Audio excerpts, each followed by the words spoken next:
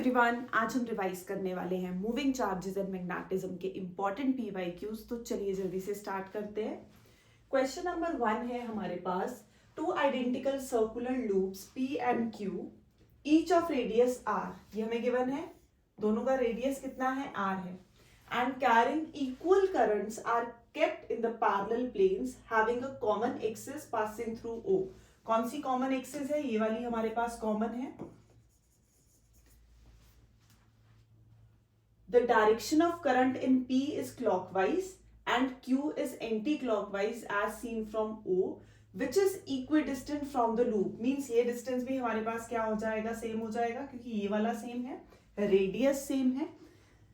Then find the magnitude of the net magnetic field at O। तो यहाँ हम कौन सा कॉन्सेप्ट यूज कर रहे हैं? सबसे पहले इस चैप्टर में हम दो लॉज पढ़ते हैं, one is Biot Savart's law, second is Ampere circuital law. तो बायोट-सेविट्स लॉ के बाद हमारे पास जो एप्लीकेशंस आती हैं उसमें magnetic field at any point on the axis of circular current loop. तो पी पॉइंट पे जब हम मैग्नेटिक फील्ड निकालते थे, यहाँ ए रेडियस था और यहां से यहां तक डिस्टेंस r था, तो ये हाइपोटेन्यूज हमारे पास कितना आया था, √r² प्लस a²। तो मैग्नेटिक फील्ड कितनी कैलकुलेट करके आती है, μ0 I_a² r² प्लस a² की होल पावर 3/2। अब इस केस में हमारे पास रेडियस r है और जो डिस्टेंस है यहां से लेकर यहां तक वो भी कितना है, सेम, क्योंकि ये डिस्टेंस गिवन है 2r है, तो मतलब ये भी कितना हो गया, स्मॉल r। तो यहाँ रेडियस भी a है और डिस्टेंस भी O पॉइंट तक a है। तो यही फॉर्मूला अप्लाई करेंगे, दोनों की वजह से मैग्नेटिक फील्ड ली जाएगी। एक में मैग्नेटिक फील्ड हमारे पास कैसी है, एंटी क्लॉकवाइज, और एक में हमारे पास क्या है, क्लॉकवाइज है। तो दोनों हमारे पास किस पॉइंट पे, O पॉइंट पे लेनी है। तो दोनों के लिए मैग्नेटिक फील्ड्स का सम आएगा एट पॉइंट O। तो जब हम सम करेंगे, क्योंकि दोनों का मैग्नीट्यूड सेम होने वाला है, क्यों सेम होगा, डिस्टेंस सेम है।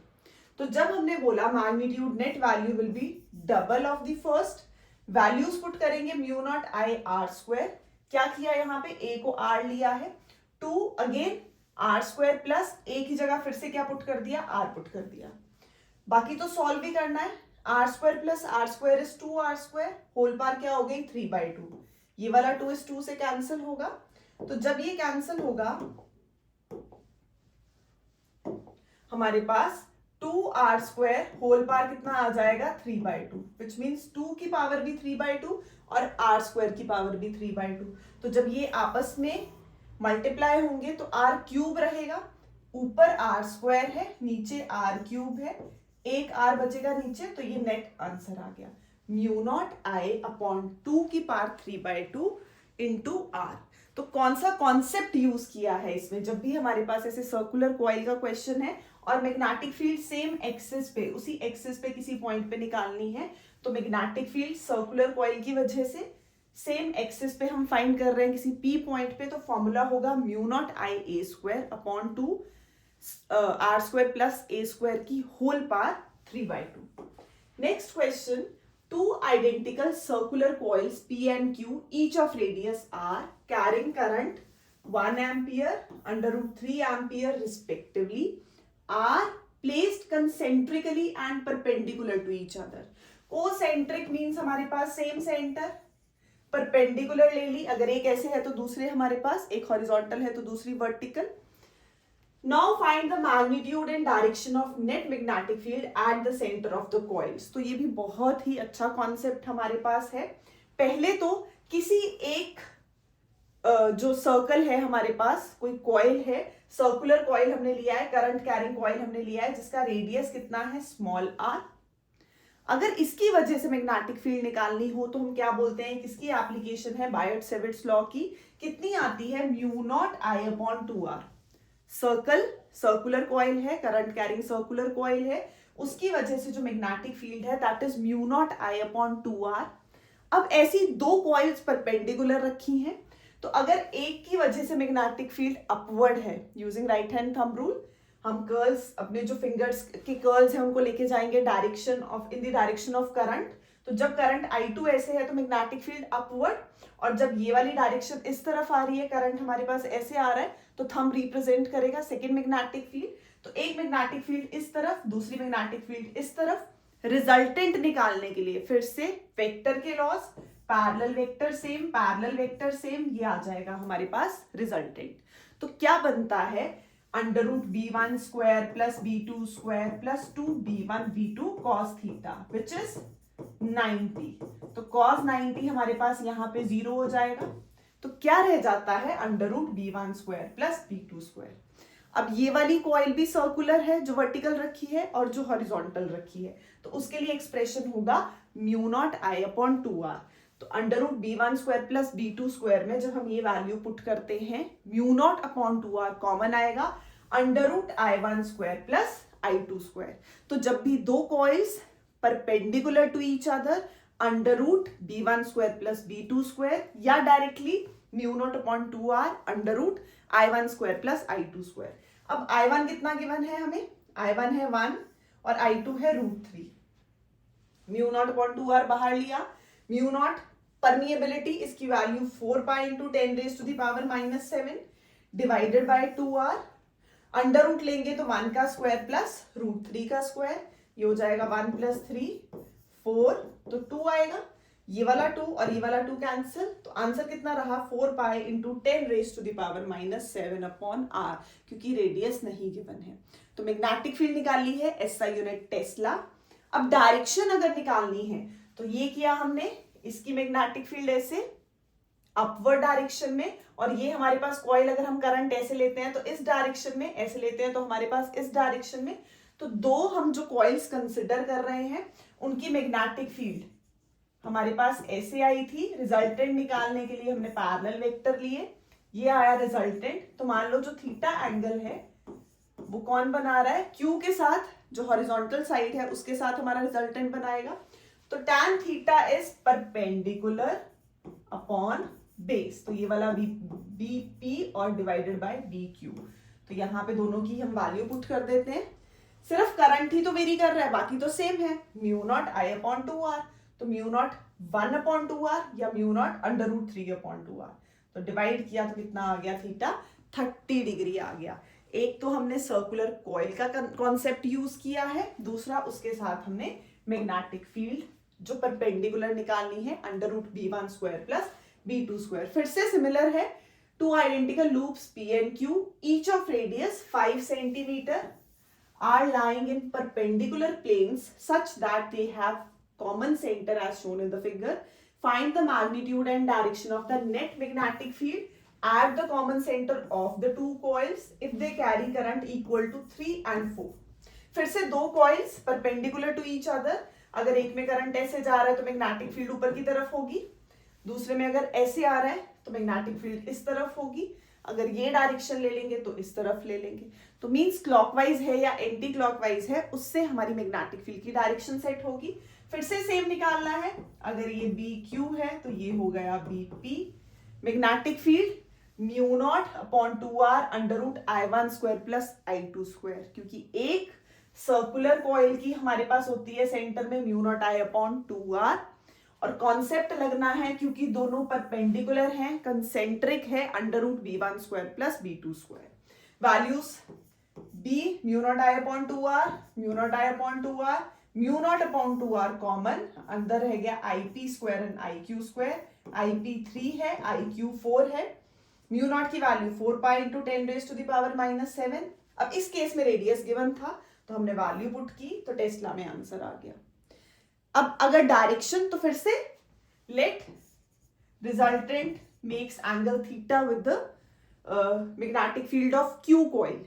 तो हमारे पास tan थीटा होगा परपेंडिकुलर अपॉन बेस, बाकी सब तो कैंसिल हो जाएगा, खाली क्या डिफरेंट है, IP और IQ। तो IP अपॉन IQ, तो theta will be tan inverse of 3/4, but concept same है। Next, a straight wire carrying a current of 12 ampere is bent into a semicircular arc of radius 2 centimeter as shown in the figure. What is the magnetic field at O due to straight segment? Case 1 है straight segment. अब straight means यही वाला. So this component is parallel to this component, मतलब theta 0 है, दोनों चीजें parallel हैं, और जो बायोट-सेविट्स लॉ है वो हम अप्लाई करेंगे तो हमारे पास क्या आता है, mu naught upon 4 pi I dl sine theta upon r square. Means अगर कोई करंट कैरिंग कंडक्टर है, उसके सामने किसी पॉइंट P पे हमें मैग्नेटिक फील्ड निकालनी है, तो हम बायोट-सेविट्स लॉ यूज करते हैं। जो पिछले क्वेश्चंस थे वो भी उन्हीं की एप्लीकेशंस थी। P पॉइंट पे निकालने के लिए हमारे पास ये एक्सप्रेशन आता है जिसमें I dl vector cross r vector हम लेते हैं। क्रॉस प्रोडक्ट है, ए बी साइन थीटा आता है, और अगर एंगल 0 हो तो फिर ये मैग्नेटिक फील्ड भी कितनी हो जाएगी, 0। तो पहले केस में मैग्नेटिक फील्ड O पे पूछी है, तो इसकी और इसकी वजह से कितनी होने वाली है, 0। Next, due to the semi circular arc. अब हमने ये किया था, अभी किया कि जो बायोट-सेविट्स लॉ की फर्स्ट एप्लीकेशन है, magnetic field at the centre of circular current carrying coil, वो कितना देती है, mu naught I upon 2r। ये कंप्लीट सर्कल के लिए है। अगर n नंबर ऑफ टर्न्स होंगे तो mu not an I upon 2r हो जाएगा, और अगर सेमी सर्कुलर होगी तो हाफ हो जाएगा। तो हमने यहाँ पे सेम हाफ कर दिया मल्टीप्लाई, तो बन जाएगा mu naught I upon 4r। तो सेम फॉर्मूला यूज कर रहे हैं, mu naught I upon 4r। बाकी तो सब पता है, mu naught is 4 pi into 10 raise to the power -7। Current 12 given है, 4 एज इट इज, और r हमारे पास है 2 सेंटीमीटर, जिसे हमने मीटर में कन्वर्ट कर लिया। तो टेस्ला में आ गई मैग्नेटिक फील्ड। तो इसके अलोंग 0 क्योंकि पैरेलल है, और इसके अलोंग हमने लगाई ये वाली एप्लीकेशन कि सेंटर में जो सेमी सर्कुलर आर्क है उसका होता है mu naught I upon 2r।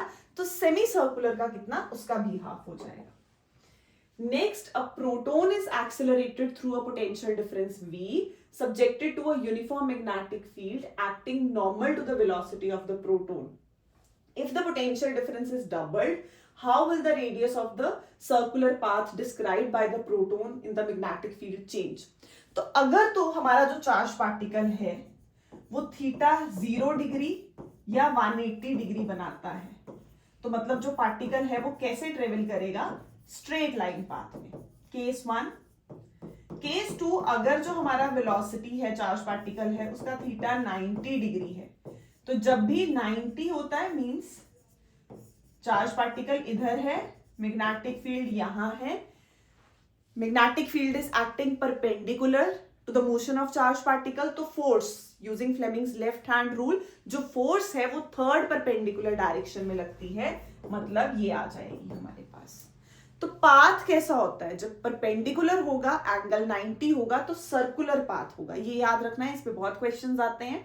और अगर एंगल एक्यूट हो जाएगा, केस 3 है इसमें, अगर हमारे पास ये जो एंगल है वो थीटा जो है वो एक्यूट हो गया between magnetic field and motion of the charge particle, velocity vector, तो हमारे पास हेलिकल पाथ आता है, क्योंकि उसको हम रिजॉल्व करते हैं। अगर वेलोसिटी वेक्टर यहाँ है, थीटा यहाँ है, तो one will be v cos theta, another will be v sin theta, ये हमारे पास आ जाएगा।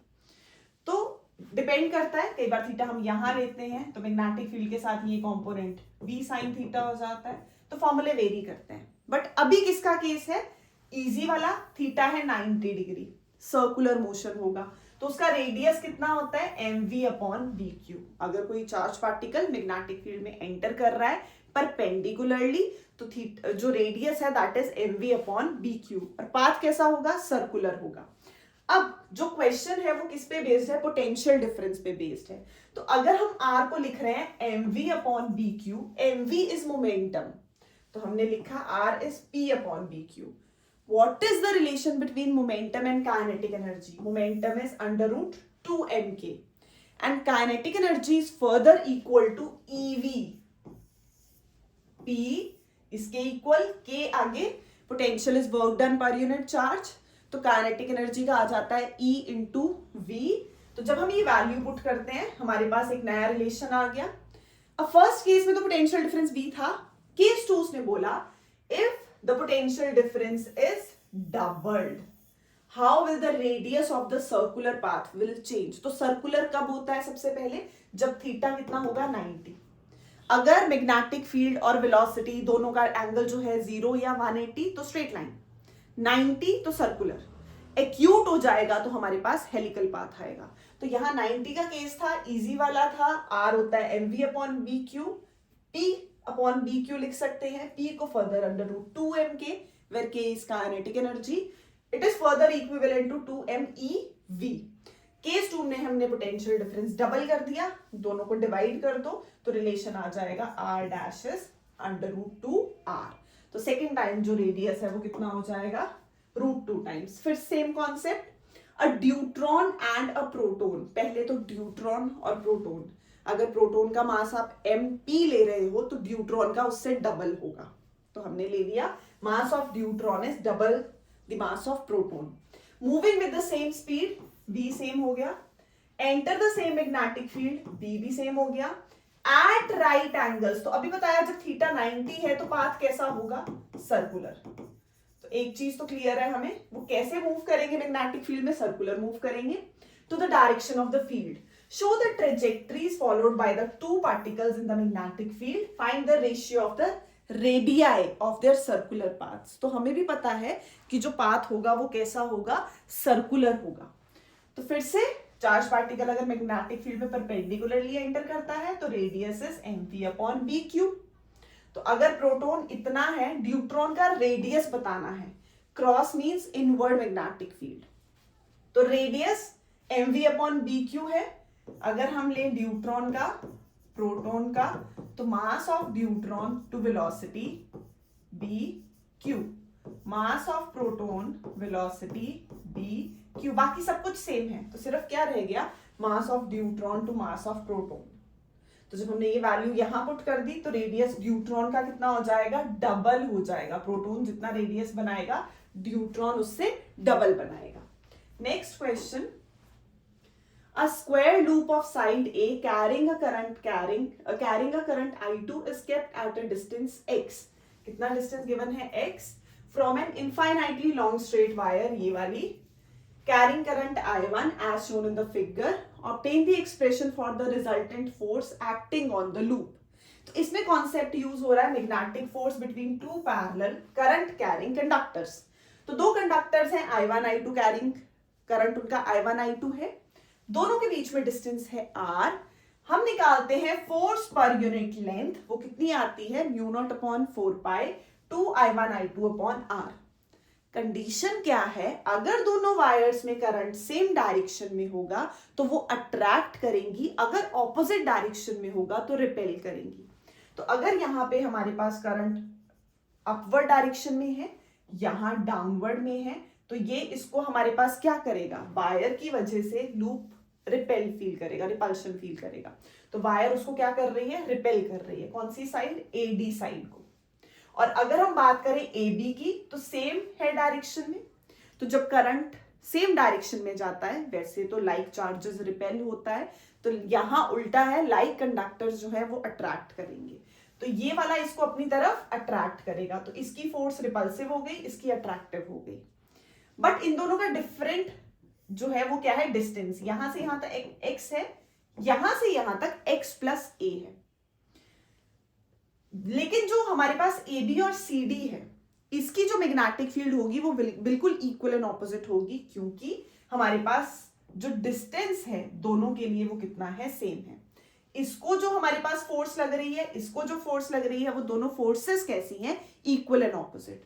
तो इसका तो नेट फोर्स हो गई 0, सिर्फ कौन सी रह गई हमारे पास, वर्टिकल वाली।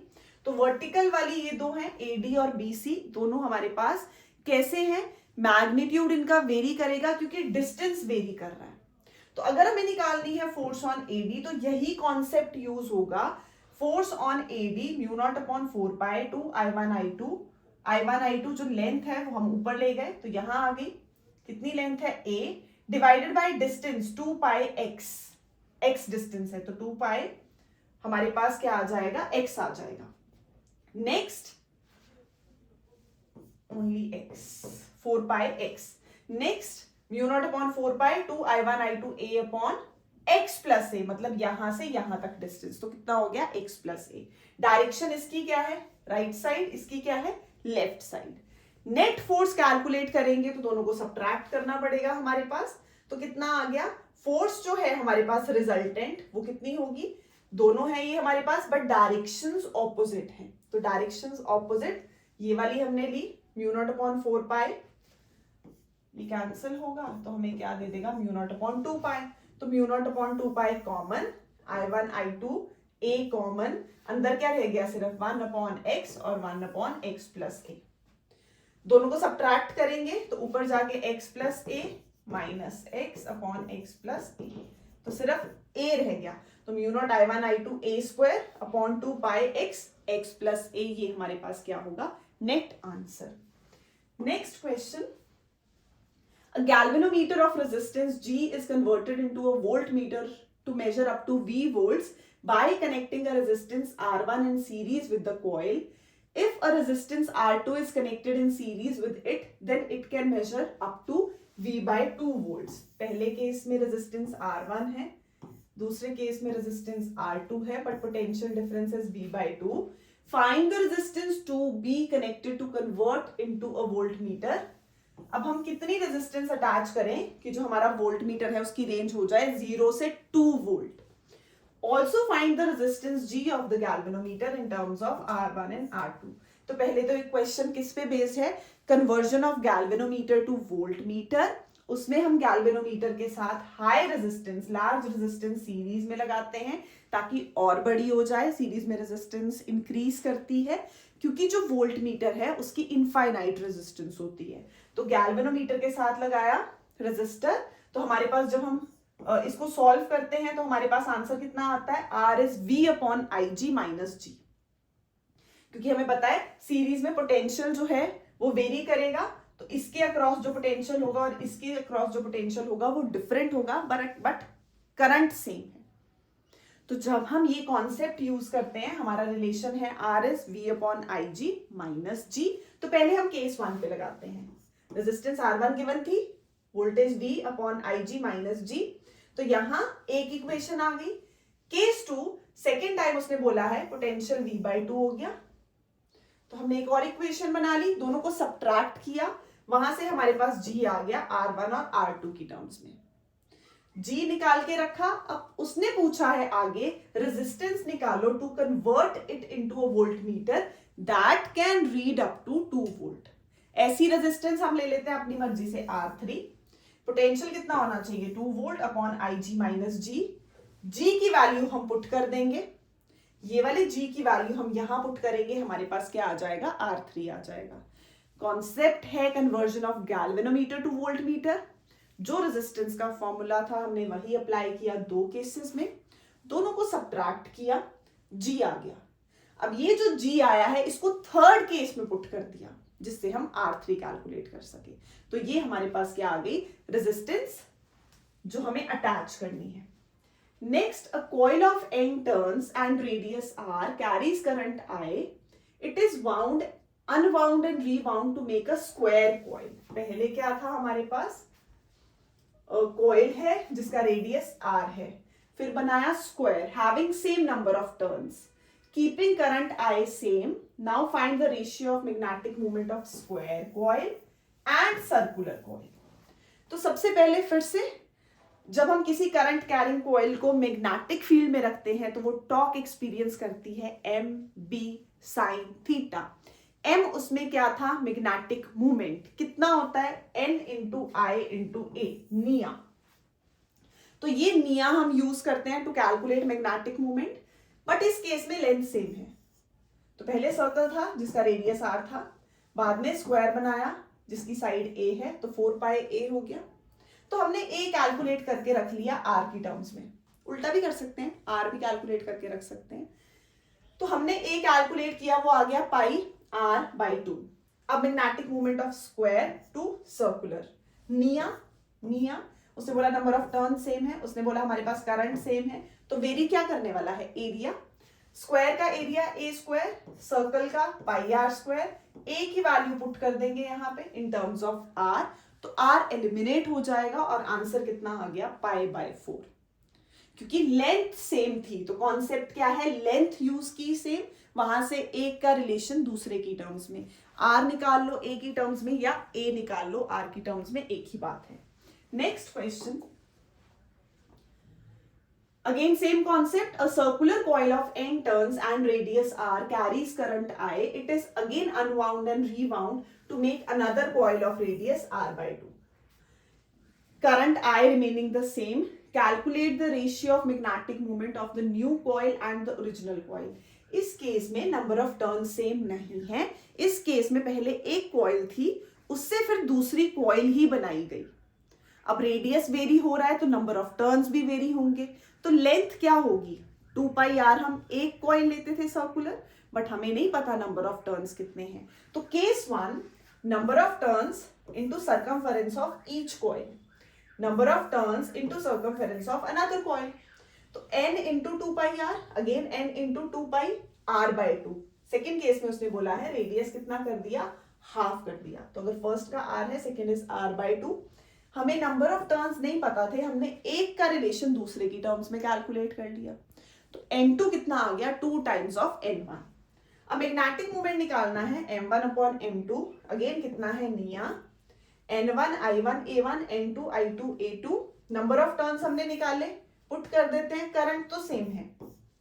Area pi r1 square pi r2 square, क्योंकि दोनों सर्कुलर थी.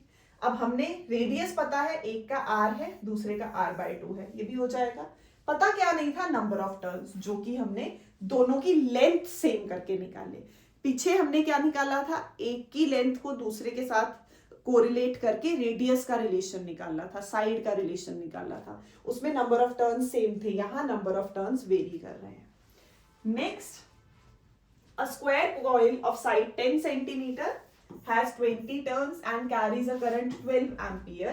The coil is suspended vertically and normal to the plane of the coil.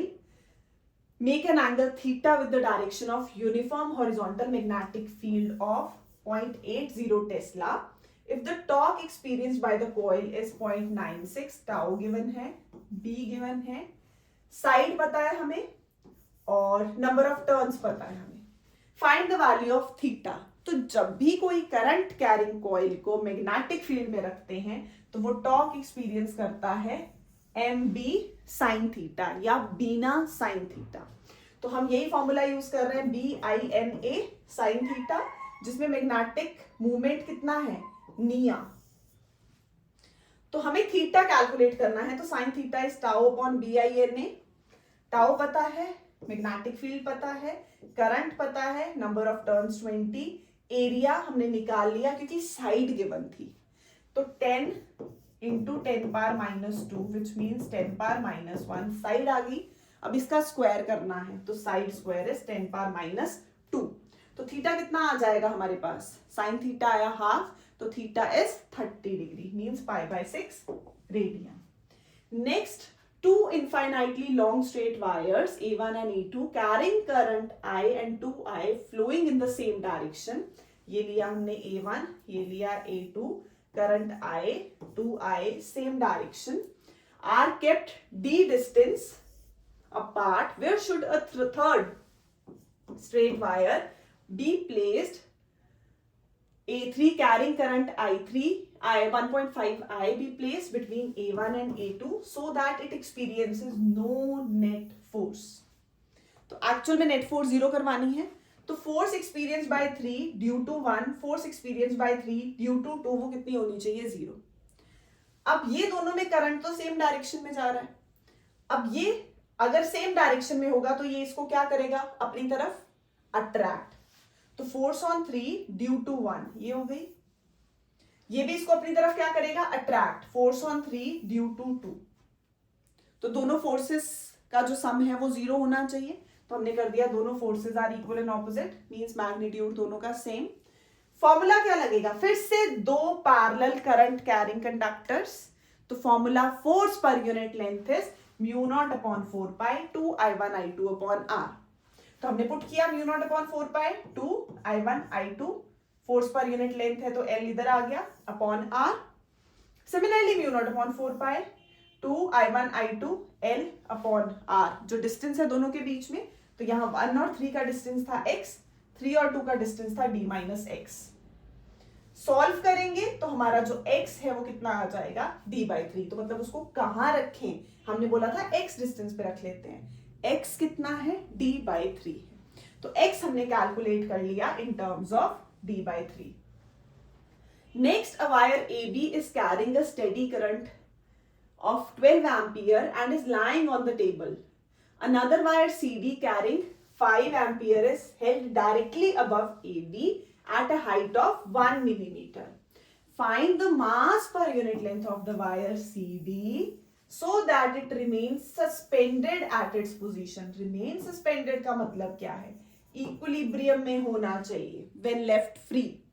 Given the direction of the current flowing in CD with respect to that in AB, directions given है, but हमें ये देखना है कि अगर equilibrium है, equilibrium means कि अगर हम कोई चीज पिक कर रहे हैं तो मीन्स हम जो फोर्स लगा रहे हैं वो उसके वेट को बैलेंस करें, यही मतलब होता है. तो यहाँ जो वायर है उसका वेट हमारे पास हो जाएगा mg और दो पैरेलल करंट कैरिंग कंडक्टर्स है तो फोर्स कितनी होगी mu naught upon 4 pi 2 I1 I2 R और ऊपर आ जाएगा लेंथ L. तो फोर्स निकालेंगे mu naught upon 4 pi 2 I1 I2 L upon R. तो ये जो 2 था ये जो 4 था कैंसिल हुआ, हमारे पास 2 ही आ जाएगा, इज इक्वल टू mg. और निकालना क्या है मास पर यूनिट लेंथ, तो लेंथ को नीचे ले आओ. तो m अपॉन L कितना बन जाएगा हमारे पास यहाँ पे, m upon L is mu not I1 I2 upon 2 pi R, साथ में क्या आएगा नीचे g. तो ये मास पर यूनिट लेंथ आ गया. तो म्यू नॉट पुट किया, I1 I2 पुट किया, नीचे वैल्यूज पुट करेंगे तो हमारे पास आंसर आ गया किसका, मास पर यूनिट लेंथ का. Next, a rectangular loop of wire of size 2.5 centimeter into 4 centimeter carries steady current of 1 ampere. A straight wire carrying 2 ampere current is kept near the loop as shown. If the loop and the wire are coplanar, find the torque acting on the loop. फिर से दो current carrying conductors parallel हैं, अगर same direction में current जा रहा है तो अट्रैक्ट करेंगे, ऑपोजिट में जा रहा है तो रिपेल करेंगे. अब यहाँ पे देखो सेम जा रहा है तो हमारे पास फर्स्ट हमें क्या कैलकुलेट करना है, if the loop and the wire are coplanar find the torque. Torque कब लगता है, जब दोनों जो फोर्सेस हैं उनका नेट सम हमारे पास कितना हो, 0 हो. मतलब जो फोर्सेस का सम है वो 0 आएगा तो टॉर्क एक्ट करेगा. Forces are equal and opposite जब होगा तो टॉर्क एक्ट करेगा. तब ट्रांसलेशनल मोशन नहीं होता है, सिर्फ रोटेशनल, हमने जो चीजें पढ़ी हैं. तो अगर हम फोर्स निकालते हैं F1, हमने निकाली फोर्स F1 कितनी है, mu naught upon 4 pi 2 I1 I2 upon distance. तो डिस्टेंस कितना है 1 इंटू 10 पावर माइनस 2 क्योंकि सेंटीमीटर. अब इंटू लेंथ, कि फोर्स पर यूनिट लेंथ होता है तो जब हम लेंथ यहां से हटाते हैं तो लेंथ ऊपर जाएगी.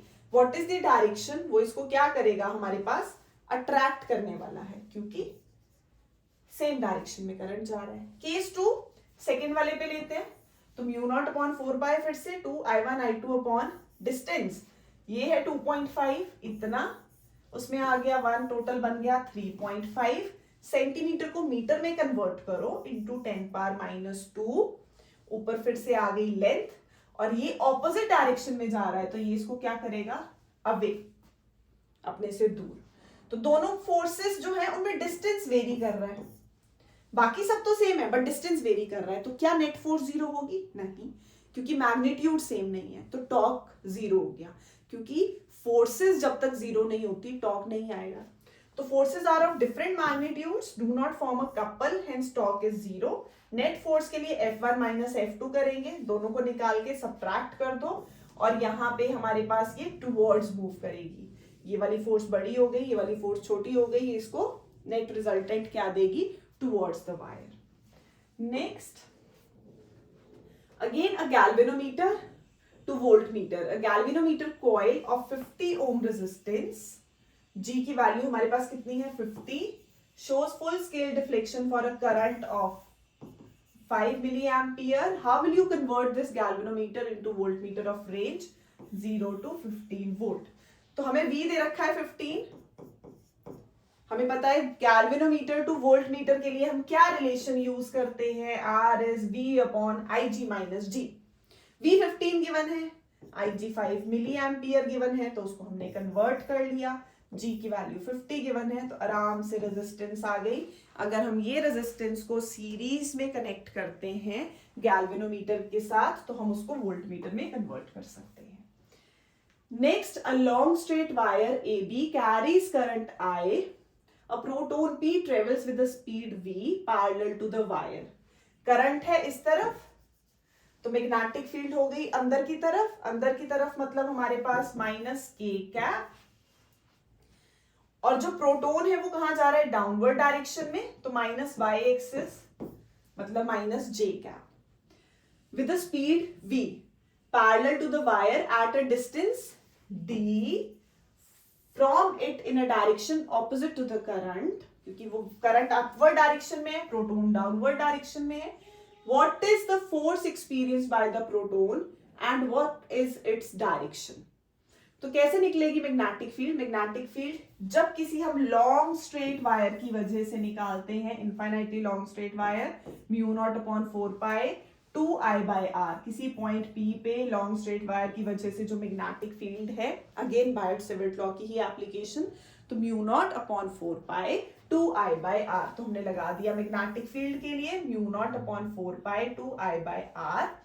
तो यहाँ पे फोर्स कितनी हो गई हमारे पास, force on proton is QVB sin 90। तो हम वैल्यू पुट करेंगे, तो जैसे ही वैल्यू पुट करेंगे EV म्यू नॉट अपॉन 4 पाई 2I/d, तो ये आ गई हमारे पास फोर्स एक्सपीरियंस्ड। डायरेक्शन के लिए हम निकाल सकते हैं QV क्रॉस B, तो V का है माइनस K कैप, V है माइनस J कैप और J cap cross minus K cap. तो J क्रॉस K कितना होता है, ये है I, ये है J, ये है K, वो आ जाता है I कैप। तो हमारे पास अलोंग X एक्सिस मोशन होगा। Next, a rectangular current carrying loop EFGH is kept in a uniform magnetic field as shown in the figure. What is the direction of magnetic movement of the current loop? तो magnetic movement की direction हमारे पास क्या होगी, that will be perpendicular to the plane. हमारे पास ये current carrying loop given है, magnetic field north to south है, तो यहाँ पे जो मैग्नेटिक मूवमेंट है वो क्या होगा, that will be perpendicular to the plane and inward, अंदर की तरफ को डायरेक्शन। नेक्स्ट उसने पूछा है what is the torque acting. तो टॉर्क कितना होता है, सबसे पहले mb साइन थीटा, तो थीटा साइन के साथ है तो 0 और 180 पे तो उसकी वैल्यू 0 हो जाएगी। मैक्सिमम कब होगी, जब 90 डिग्री होगा, तो 0 और 180 पे मिनिमम, 90 डिग्री पे maximum. Next question, a long straight wire of radius r carries steady current I. The current is uniformly distributed across its area of cross section. The ratio of magnitude of magnetic field B1 कहाँ पे, at a/2, ये है हमारे पास at a/2 and at a distance 2as। तो हमें दो positions पे magnetic field निकालनी है। तो जब कुछ ऐसा होता है, वायर होती है, उसके लिए हम एम्पीरियन लूप ड्रॉ करते हैं। तो एम्पीरियन लूप ड्रॉ करेंगे, रेडियस है r हमारे, या रेडियस हम a ले लें, तो r इज एनी पॉइंट। एक स्टेप है कि अगर वो अंदर लाई कर रहा है, और केस 2 या वो हमारे पास बाहर लाई कर रहा है। तो ये हमने किया है, अगर वो हमारे पास बाहर लाई करेगा तो जो मैग्नेटिक फील्ड होगी वो आएगी mu naught I upon 2 pi r, straight conductor की वजह से। इनसाइड के लिए हमारे पास आंसर कितना आता है, mu naught I r upon 2 pi a square, अगर r जो है that is less than a। तो एम्पीरियन लूप लेके, एम्पियर सर्किटल लॉ की एप्लीकेशन है ये एक, हमें मैग्नेटिक फील्ड निकालनी है इनसाइड। तो क्या रिलेशन होगा, mu naught I r upon 2 pi a square, mu naught I r upon 2 pi a square, where r is a/2। तो जब हम r को a/2 पुट करते हैं तो मैग्नेटिक फील्ड इनसाइड इतनी आई। आउटसाइड के लिए r कितना होगा, 2a। तो आउटसाइड के लिए तो हमारे पास नॉर्मल रिलेशन है mu naught I upon 2 pi r। फिर से हम r को 2a पुट करेंगे, दोनों की ratio almost mu naught I upon 4 pi a आ गई, तो क्या आंसर आ जाएगा, 1:1। ये किसकी एप्लीकेशन है, एम्पियर सर्किटल लॉ की, वहीं से फॉर्मूला आया है। Next the magnetic field at the centre of current carrying circular loop of radius r is b1। तो सर्कुलर लूप की वजह से magnetic field mu naught I upon 2r, कितनी बार कर लिया हमने, mu naught I upon 2r। And the magnetic field at a point on its axis at a distance r from the center of the loop is b2। Axis पे b2 है, तो b2 कितना हो जाएगा, म्यू नॉट आई, जो ये relation ले रहे हैं I A square upon 2 R square plus A square की होल पावर 3/2। तो यहाँ पे हम x को क्या पुट कर देंगे r, क्योंकि उसने बोला है कितने डिस्टेंस पे है, r डिस्टेंस पे है। तो जब ये वैल्यू पुट करते हैं हमारे पास आता है mu naught I upon 2√2r, क्योंकि ये हो जाएगा 2r स्क्वायर की पावर 3/2। तो यहाँ पे 2 की पावर 3/2 और r तो आ गया क्यूब, एक r स्क्वायर ऊपर है, उससे ये r क्यूब कैंसिल होके क्या देगा, r देगा। और इसको हम लिख सकते हैं 2√2 करके, एक 2 बाहर भी था, तो हमारे पास ये आ जाएगा रेशियो इसकी 2√2/1, कि बाकी सब तो कैंसिल होगा। बस ध्यान क्या देना है, हमें फॉर्मूले पता होने चाहिए, सेंटर पे mu naught I upon 2r और एक्सिस पे mu naught I A square upon 2r square plus A square whole power 3/2। Next, a current I flows through a long straight conductor which is bent into a circular loop of radius r. In the middle as shown in the figure, the magnitude of the net magnetic field at point O, तो point O straight wire की वजह से mu naught upon 4/2 I by r। तो अगर हमें magnetic field B1, सबसे पहले magnitude of net magnetic field wire की वजह से mu naught I upon 2πr हो जाएगा, और सर्कल की वजह से सेंटर पे तो वो कितनी हो जाएगी, mu naught I upon 2r। यहां हमें एक चीज क्लियर है, जो B2 है that is greater than B1, क्योंकि इधर डिनोमिनेटर में पाए भी है तो इसका डिनोमिनेटर बड़ा है, तो B1 छोटा हो जाएगा, तो B2 is greater than B1। So net magnetic field eight O कितनी होगी, B2 माइनस B1, दोनों को माइनस करेंगे तो बाकी सब तो सेम है, सिर्फ पाए 1 माइनस 1 अपॉन पाए अंदर रह जाएगा ब्रैकेट में। नेक्स्ट हमारे पास a circular loop of radius 10 centimeter carrying current of 1 ampere lies in xy plane. A long straight wire lies in the same plane parallel to x-axis at a distance of 20 centimeter. Find the direction and value of current that has to be maintained in the wire so that the net magnetic field at O is 0. तो हमें इस wire की वजह से यहाँ पे magnetic field निकालनी है, सेम क्वेश्चन जो पीछे किया, और सर्कल की वजह से। तो सर्कल का पता है हमें mu naught I upon 2r, बहुत हो गए अब तो ये वाले क्वेश्चंस। सिमिलरली स्ट्रेट वायर के भी mu naught I upon 2πr। दोनों की मैग्नेटिक फील्ड का जो नेट वैल्यू है वो 0 होनी चाहिए, तो हम B1 प्लस B2 इज 0 या B1 is equal to minus B2 लिख सकते हैं, means equal in magnitude but opposite in direction. तो यहां से हम I2 कैलकुलेट करते हैं, जब दोनों को इक्वल इन ऑपोजिट करेंगे वो आएगा माइनस 6.28 एम्पियर। इसका मतलब हमने लिया था current is flowing from negative X axis to positive, but direction जो क्या है वो हमारे पास रिवर्स है, नेगेटिव साइन शोज की ऑपोजिट डायरेक्शन में है। Next, a straight wire is kept horizontally along east-west direction. If a steady current flows in wire from east to west, the magnetic field at a point above the wire will point towards, क्या point करेगी? अगर हम ये current लेते हैं तो ये magnetic field, ये हमारे पास मैग्नेटिक फील्ड है, रिवर्स हो जाएगा तो हमें ये मैग्नेटिक फील्ड मिलेगी, ये करंट होगा। तो यहाँ पे जो डायरेक्शन है वो क्या आ रही है, upward means north direction, using right hand thumb rule.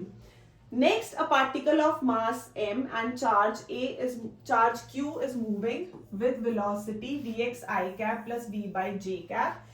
If it is subjected to magnetic field which is along x axis, it will move in a, तो मैंने अभी करवाया, जब कोई चार्ज पार्टिकल एक एक्सिस पे हमारे पास मूव करता है, मैग्नेटिक फील्ड दूसरी पे होती है, तो थर्ड परपेंडिकुलर डायरेक्शन में फोर्स लगती है मैक्सिमम, जब परपेंडिकुलर होंगे maximum force.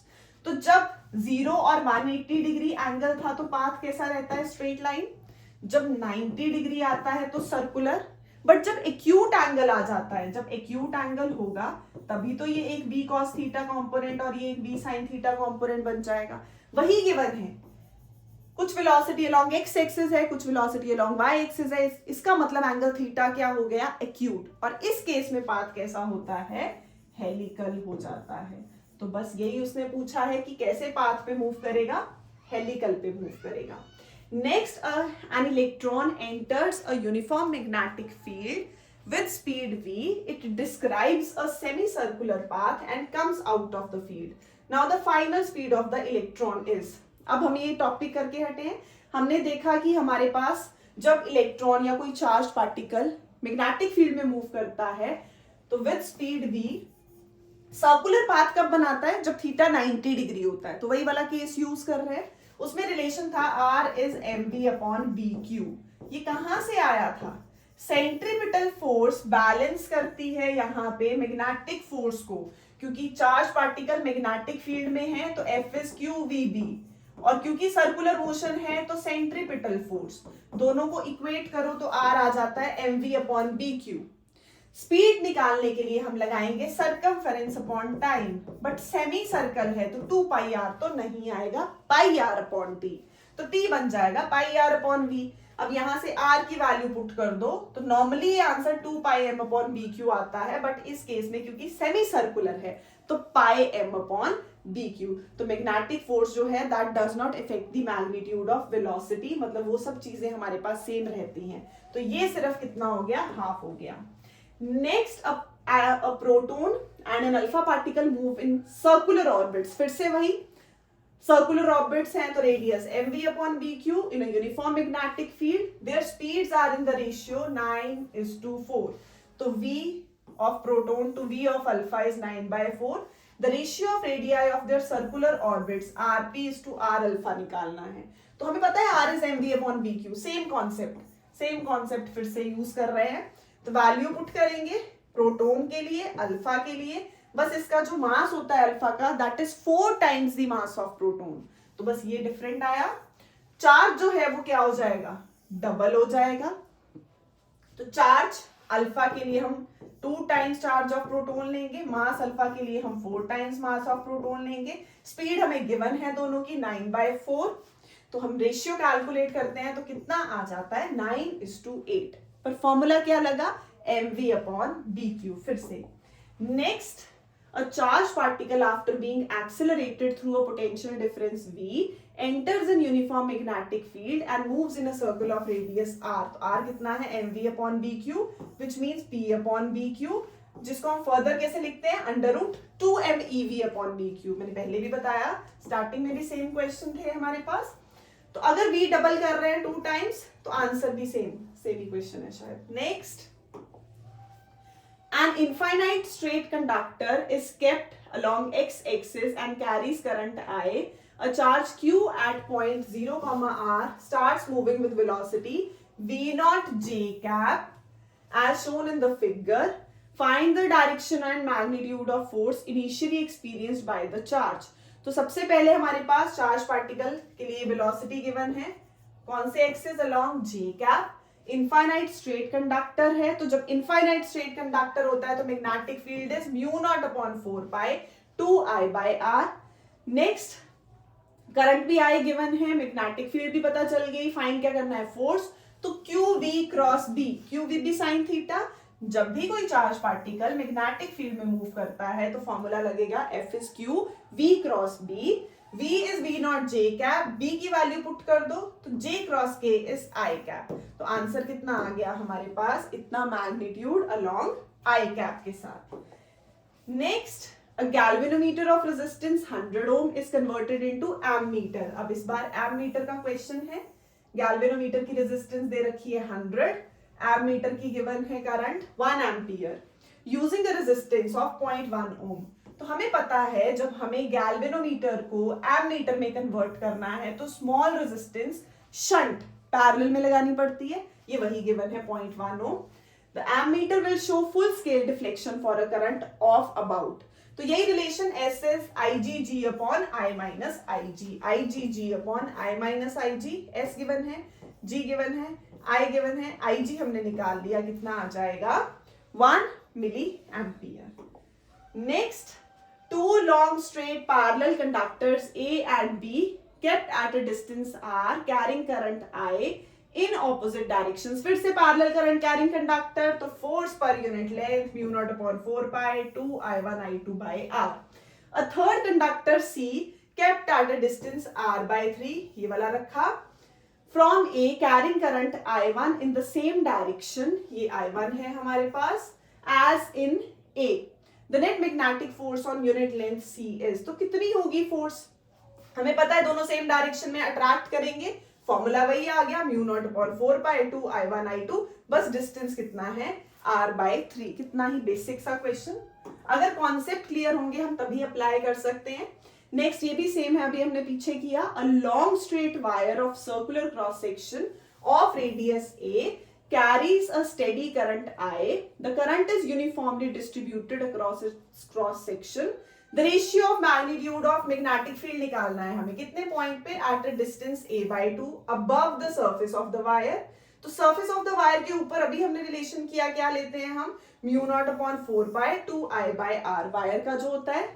Next, to that of a point distance a/2 below its surface, तो मतलब ये वाला, तो वो इनसाइड के लिए भी हमने किया μ0IR/2πa², आउटसाइड के लिए ये आया था हमारे पास और इनसाइड के लिए ये वैल्यू आई थी, बस चेंज क्या करना है, r की वैल्यू। तो यहाँ r कितना है, outside from centre two point a/2 is 3a/2, और यहाँ पे a है हमारे पास, ये सेंटर पे निकालना है, तो नॉर्मल रेडियस a², बस r की वैल्यू कितनी हो गई, a/2। तो जब हम दोनों को सॉल्व करते हैं रेशियो हम इजीली निकाल सकते हैं 4/3, बस कॉन्सेप्ट फॉर्मूले के साथ क्लियर होगा तभी ये क्वेश्चन सॉल्व होंगे। Next, the current sensitivity of a galvanometer increases by 20%, current sensitivity है हमारे पास, if its resistance also increases by 25%, the voltage sensitivity will be, तो ये है मूविंग कॉइल गैल्वेनोमीटर के लिए हमारे पास, करंट सेंसिटिविटी होती है डिफ्लेक्शन पर यूनिट करंट, वोल्टेज सेंसिटिविटी होती है डिफ्लेक्शन पर यूनिट वोल्टेज। किन फैक्टर्स पे डिपेंड करती हैं ये, number of turns, magnetic field, area और टॉर्जन कांस्टेंट K पे। वहां से हमारे पास रिलेशन आता है voltage sensitivity is equal to current sensitivity upon resistance, तो हम वही यूज करेंगे यहाँ पे। पहले तो हम निकालते हैं new current sensitivity IG dash, कितने टाइम्स बढ़ गई, 20% बढ़ गई, 20/100 IG, 20/100 IG मीन्स 0.2, तो 1 + 0.2 is 1.2 IG। Similarly R + 25/100 R है, तो ये हो जाएगा हमारे पास 0.25, तो 1 + 0.25 इज 1.25 R, तो IG डैश भी मिल गया, R डैश भी मिल गया। Now VG dash is IG dash upon R, जैसे हमने वहां किया। What is voltage sensitivity, that is current sensitivity by R, तो new voltage sensitivity will be new current sensitivity by new R। Values put करते हैं तो ये कितनी आ गई हमारे पास, इतने times IG by R, 120/125 IG by R। What is IG by R, VG, तो ये है हमारे पास गैल्वेनोमीटर के लिए है, VG is IG by R, तो VG dash will be IG dash by R dash. और जब भी किसी चीज का परसेंटेज चेंज निकालना है, new value minus original value upon original value into 100, again new value minus original value upon original value into 100। तो हमने निकाल ली VG dash in terms of VG, put कर सकते हैं 24/25 VG minus VG upon VG, cancel हो जाएगा VG through out, कितना रह गया, -1/25, मतलब डिक्रीज करेगा कितना, 4%, तो डिक्रीज कितना करेगा, परसेंटेज चेंज कितना आएगा, 4% आएगा। Next, 2 wires of the same length are shaped into a square of side A and a circle with radius R. If they carry same current, find the ratio of magnetic moment. पीछे किया, जब भी ratio of magnetic moment है दोनों की length को compare करो। Length हमारे पास यहाँ पे 4A is L, total L है, तो उसको मैं किस में चेंज कर लिया, 4A में, तो A कितना आ गया, L/4। Now magnetic moment is NIA, तो यहाँ I into A, I1/I2, A1/I2, current same है। अब एरिया इज πr², तो यहाँ पे हमारे पास 2πr कितना होगा, सरकमफेरेंस L के इक्वल, तो हम R भी निकाल लेते हैं। यहाँ हमने A निकाला इन टर्म्स ऑफ लेंथ, यहाँ हमने क्या निकाल लिया, सर्कल के लिए R निकाल लिया इन टर्म्स ऑफ लेंथ, तो दोनों चीजें हमने लेंथ की फॉर्म में निकाल ली। तो वैल्यूज पुट करते हैं तो आंसर कितना आ जाता है, π/4। तो बेसिकली है क्या, 2 वायर्स हैं जिनकी लेंथ सेम है, उसको मैं किस में चेंज किया है, एक को स्क्वायर में, तो लेंथ एल ही ले ली, स्क्वायर में चेंज किया 4a, ए निकाला in terms of length, circle में चेंज किया एल तो आर निकाल लिया, दोनों की वैल्यूज पुट की तो हमारे पास क्या आ जाएगी, दोनों के लिए रेशियो आ जाएगी। Next, 3 infinitely long parallel straight current carrying wires A, B and C are kept at equal distance from each other as shown. The wire C experiences net force F. ये जो C वाली है वो net force F experience कर रही है. Now the net force on the wire C when the current in the wire A is reversed. तो concept same. पहले दोनों में same है, तीनों में सेम है, तो ये इसको अपनी तरफ क्या करेगी, अट्रैक्ट करेगी, ये वाली भी इसको अपनी तरफ अट्रैक्ट करेगी। सो म्यू नॉट अपॉन 4 पाई फोर्स पर यूनिट लेंथ, जब भी दो वायर्स होंगी 2I1 I2 अपॉन R लग जाएगा।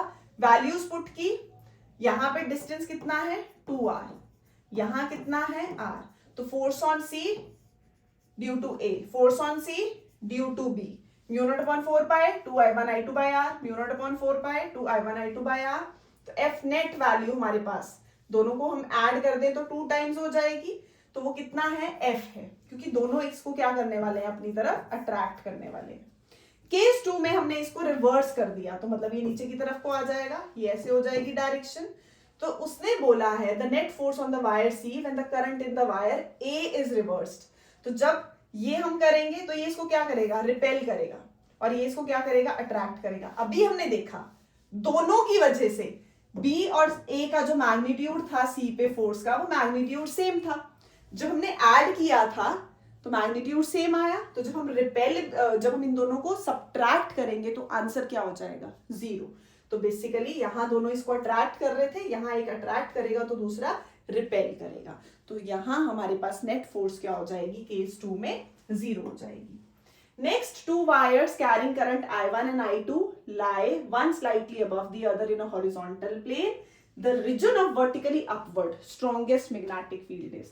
तो अगर ऐसे है करंट कैरिंग कंडक्टर, ये वाली साइड इनवर्ड आउटवर्ड, ऐसे है ये वाली हमारे पास क्या आएगी साइड, ऐसे है तो थंब रिप्रेजेंट करेगा डायरेक्शन ऑफ करंट, इनवर्ड और बाहर से आउटवर्ड।